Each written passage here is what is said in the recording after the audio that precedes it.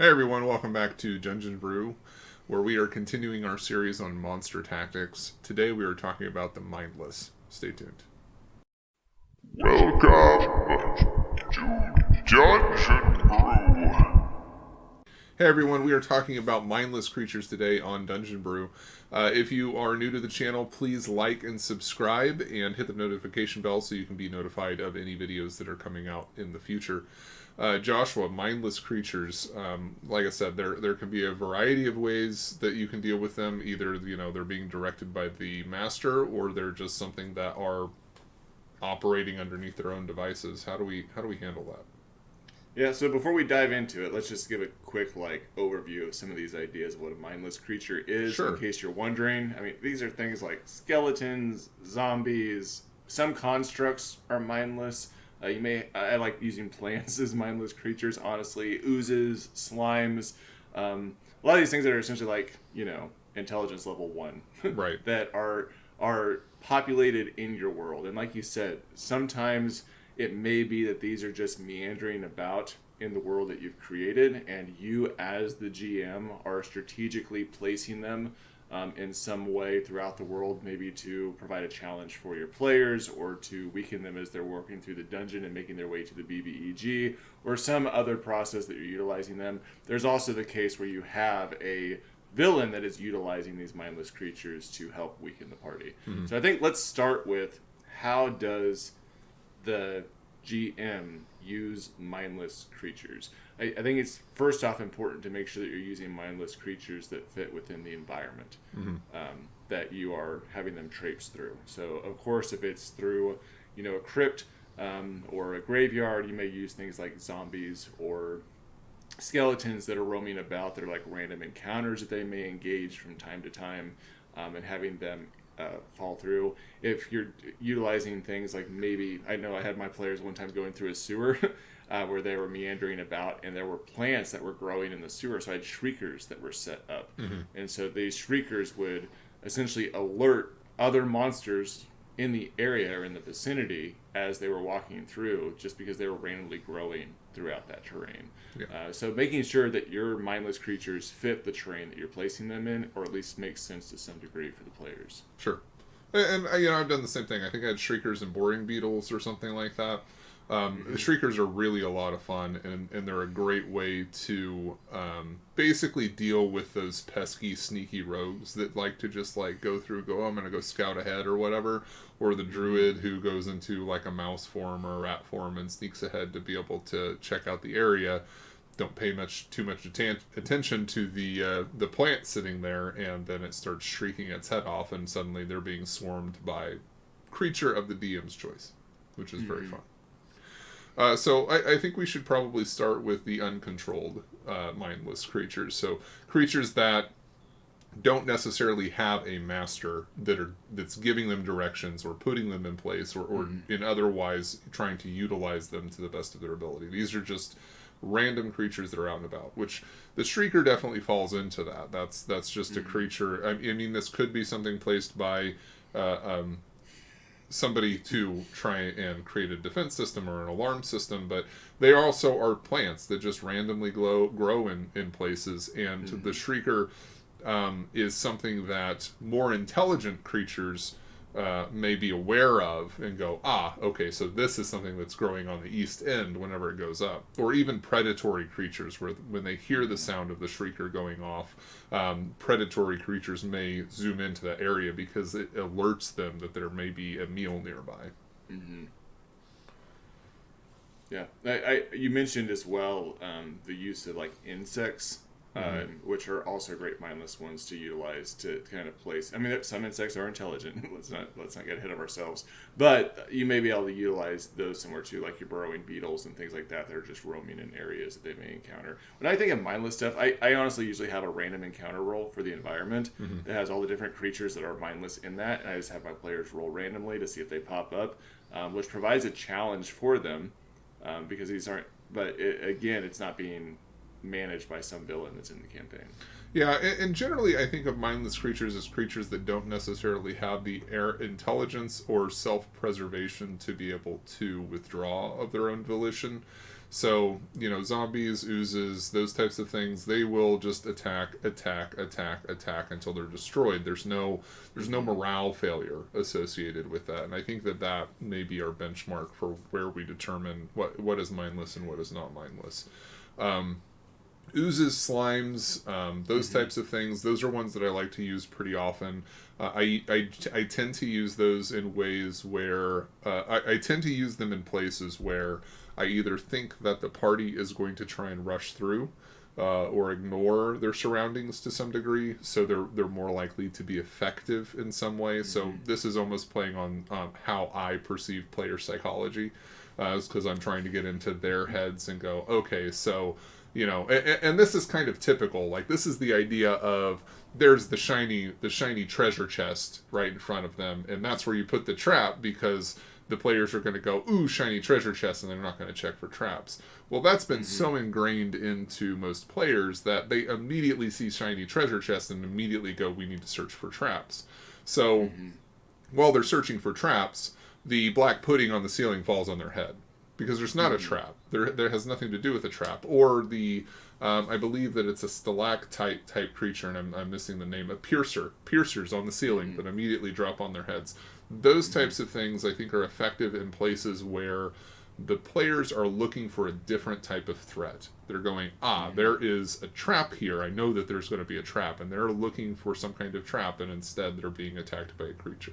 Those are, I think, are very helpful ways of using them. I really like that language of player psychology. We might have to do a whole series just on player psychology from the GM perspective. Yeah.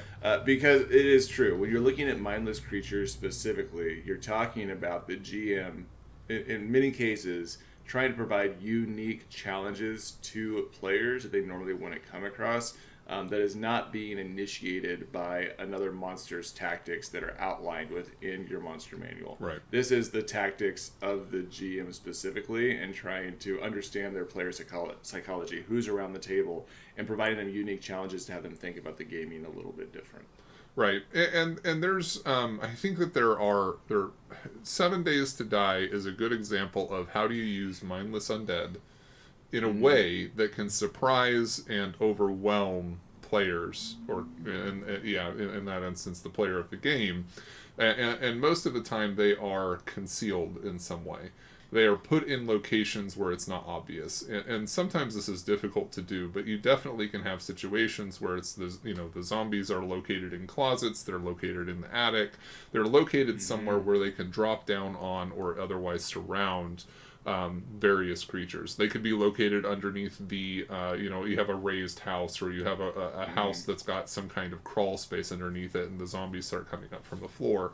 But allowing them to come into places where the party in some way can get surrounded, overwhelmed, or surprised, I think is the most beneficial way of using most mindless creatures. If they have any closing distance, this is where you start to get into trouble with these creatures, because they're not going to take cover, they're not going to zigzag, they're just going to move ploddingly forward. And in particular for oozes and zombies, their movement speed is very slow. They're moving at 20 feet around. I don't believe they have the ability to even run or double move or anything like that. So it's 20 feet stop, 20 feet stop, 20 feet stop, and the party is just going to mow them down before they get anywhere near them. So you always are wanting to use them in some way where you have a pit trap that drops them down into, the gelatinous cube, or you have a trap above, or you have places in the ceiling that are concealed where they can fall down above them. Those are the most beneficial ways in general of using these types of mindless creatures.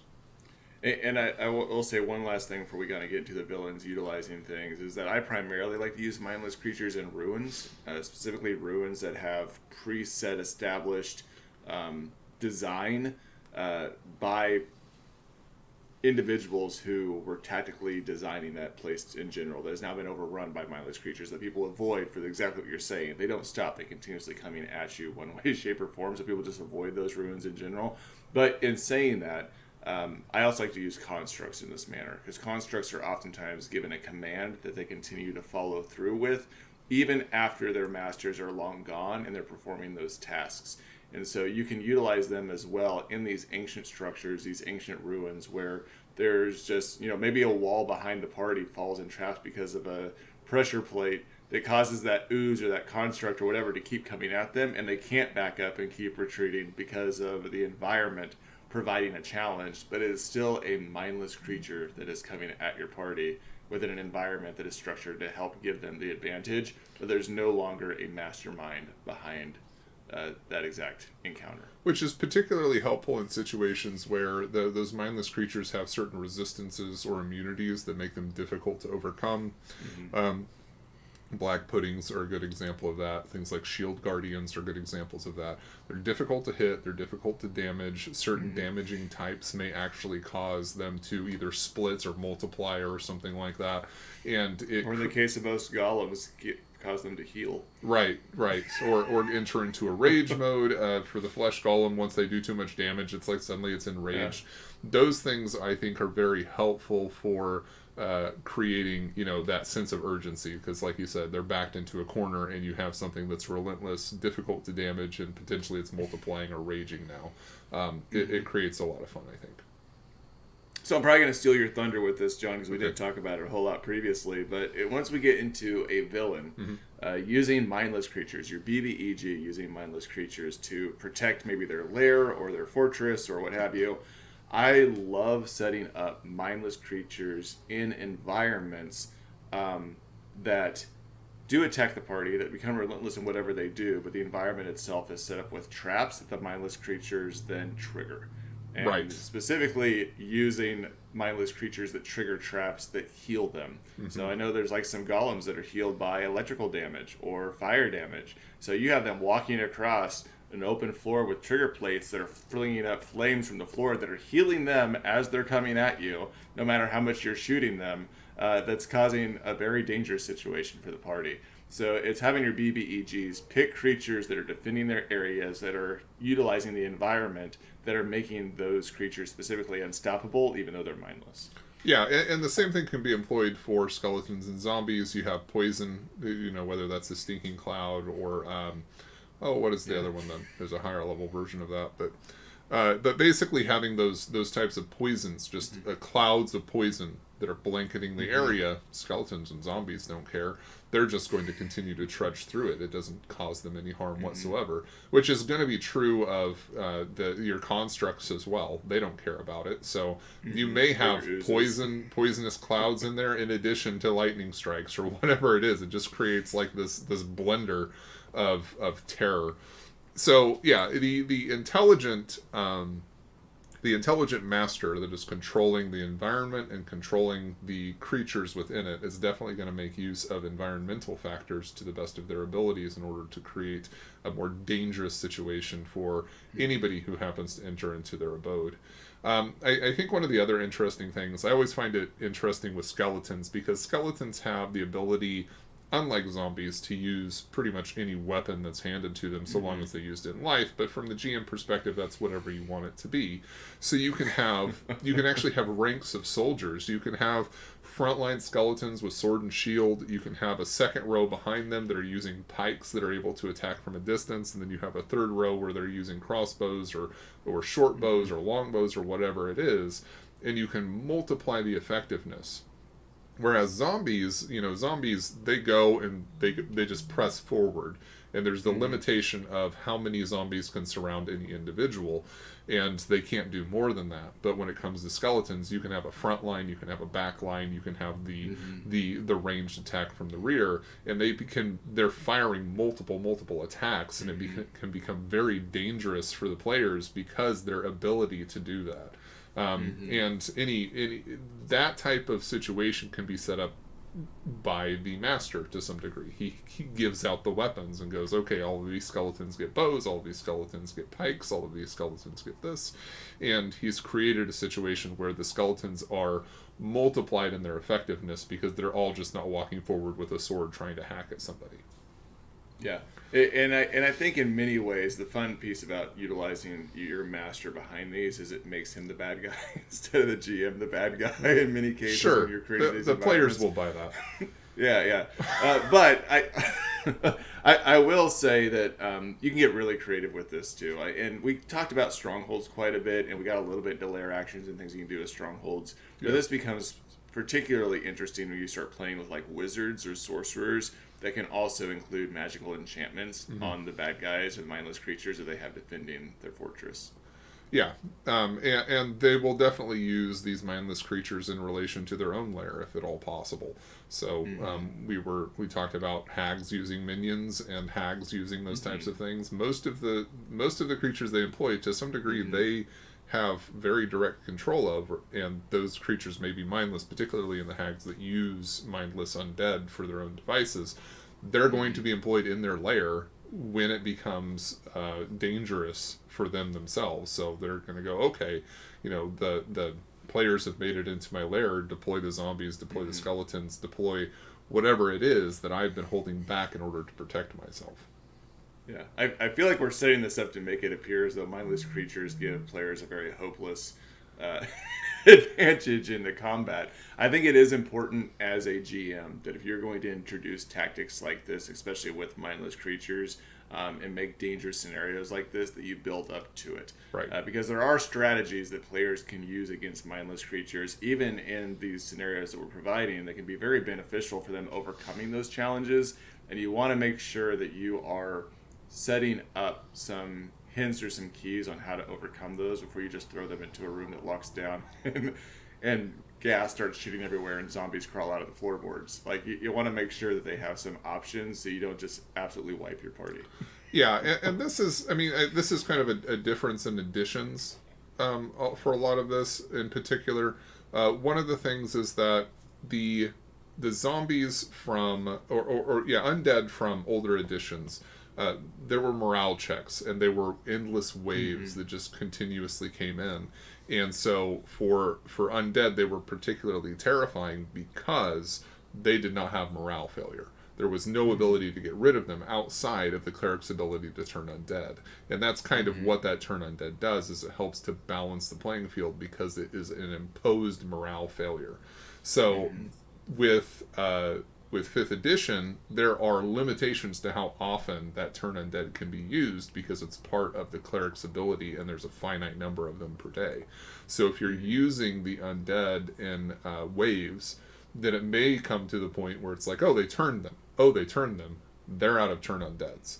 They don't have the ability to get rid of them anymore. And that's something that the GM can use to their advantage to make sure that that encounter remains threatening, even with clerics in the party. Yeah. I'm trying to think of any other caveats I want to share with Mindless Undead. I think specifically is knowing that if they are mindless and you start mixing and matching mindless undead within an area, they may end up attacking each other. It's never made much sense to me that you're going to have the undead skeletons and then also oozes and slimes and a construct all attacking the party in the same room in unison with each other. They're probably going to start swinging whatever's closest to them to some degree. And so don't have it just be you know what I'm saying. Yeah. In general, I don't know that oozes are really ever in anyone's control. They're definitely one of those that kind of just fall into their own category for the most part, unless there's special circumstances. And as far as constructs go, constructs tend to fall into they either have a command or they were given a command at some point. They continue to follow that until it's over. And the same thing with undead, they will continue to follow the last command that they are given. If they don't have any commands, then they default to basically kill anything close to me, because that's kind of how they operate. Yeah.